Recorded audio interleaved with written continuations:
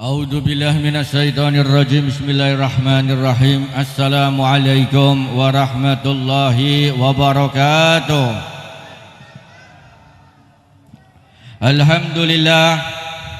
Alhamdulillahi rabbil alamin.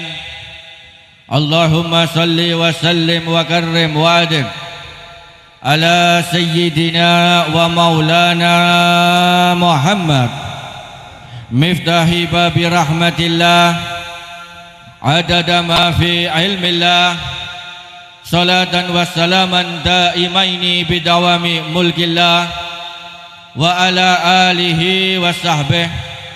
Rabbi israh li sadri wa yassir li amri wahlul 'uqdatam min lisani yafqahu qawli wala haula wala quwwata illa billahil aliyyil azim. Amma ba'du.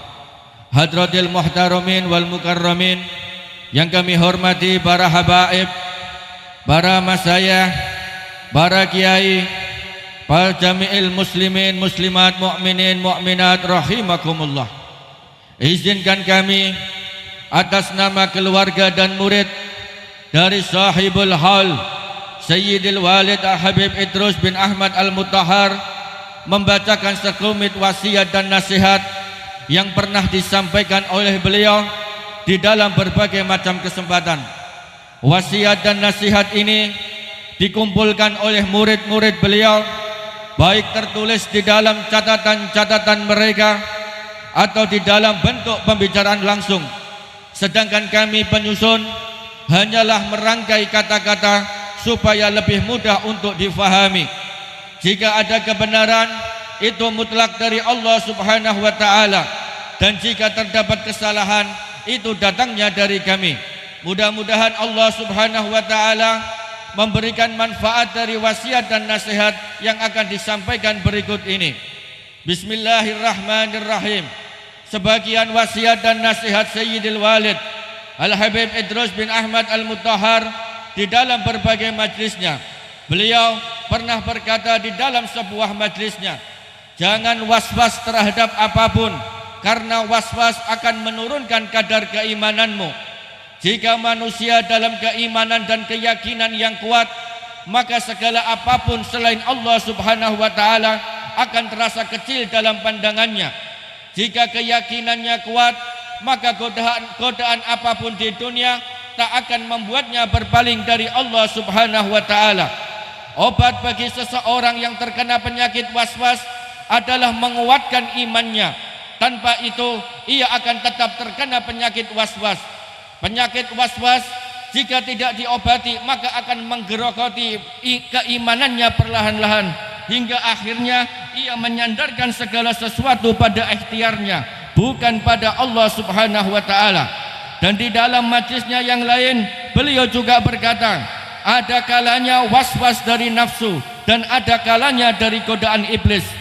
Was-was yang berasal dari iblis akan hilang dengan wirid atau doa tertentu. Akan tetapi was-was yang muncul dari dalam diri atau nafsunya akan sulit untuk diatasi. Karena nafsu jika sudah menguasai akan menarik orang tersebut ke dalam berbagai macam keraguan dan kebimbangan. Was-was menyerang manusia dalam urusan duniawi, ketakutan akan kekurangan harta, dan was-was di dalam beribadah. Untuk urusan duniawi, biasanya was-was menyerang hati manusia agar ragu terhadap pembagian rezeki dari Allah Subhanahu wa ta'ala. Was-was dalam beribadah biasanya terjadi karena perbedaan pendapat para ulama tentang ibadah tersebut.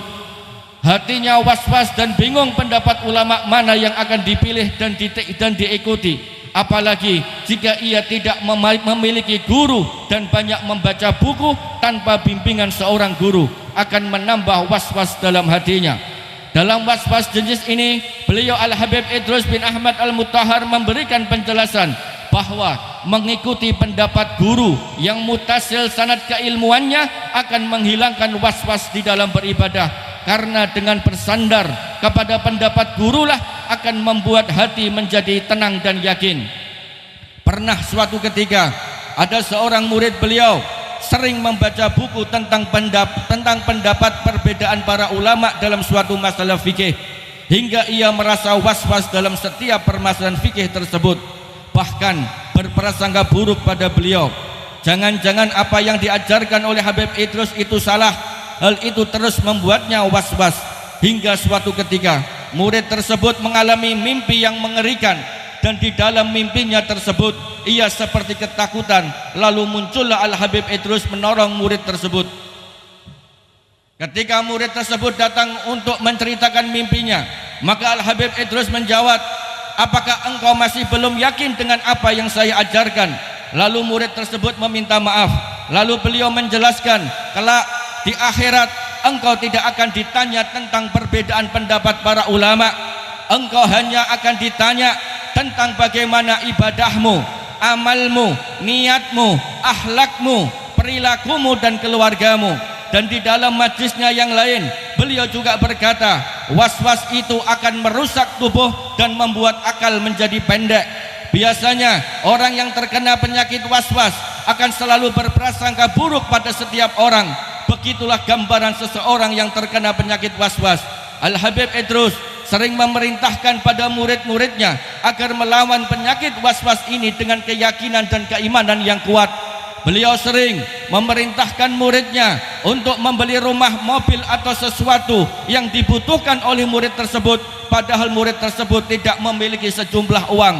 Namun beliau terus meyakinkan agar jangan was-was terhadap pembagian rezeki dari Allah Subhanahu wa taala, agar muridnya yakin pada Allah dan agar muridnya mentauhidkan Allah Subhanahu wa taala dan bukannya menjadikan uang sebagai sandaran hatinya. Dan menurut sejumlah murid-muridnya yang mematuhi perintah beliau, banyak yang mendapatkan hasil seperti memiliki rumah, mobil dan kebutuhan yang lain. Hal ini beliau terus lakukan untuk mengikis was-was dalam hati murid-muridnya. Begitu pula di dalam urusan-urusan yang lain.